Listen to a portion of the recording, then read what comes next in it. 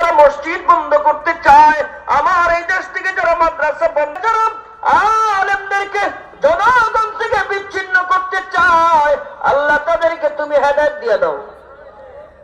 হেদায়েত না থাকলে ধ্বংস করে দাও রব্বুল আলামিন।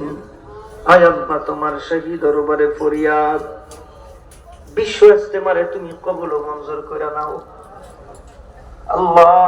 এই ফিতনা তুমি দূর করে দাও আল্লাহ, হেদায়েত দিয়ে দাও রব্বুল আলামিন। আমাদের দেশের উপরে খায়র ও বরকত নাজিল করে দাও। আয় আল্লাহ, জানি না কার দিলে কি আশা, মা বোনরা হাত উঠাইছে, কার ঘরে জানি শান্তি নাই, কার ছেলে জানি কথা শুনে না, কার মেয়ে জানি কথা শুনে না, কার ঘরে জানি অভাব, তার বিছানায় ছটফট করে।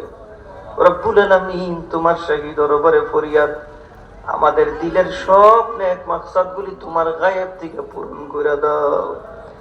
সুবহানা রাব্বিকা রাব্বিল ইজ্জাতি আম্মা ইয়াসিফুন ওয়া সালামুন আলাল মুরসালিন আলহামদুলিল্লাহি রাব্বিল আলামিন বিরহমাতিকা ইয়া আরহামার রাহিমিন। আসসালামু আলাইকুম ওয়া রাহমাতুল্লাহ।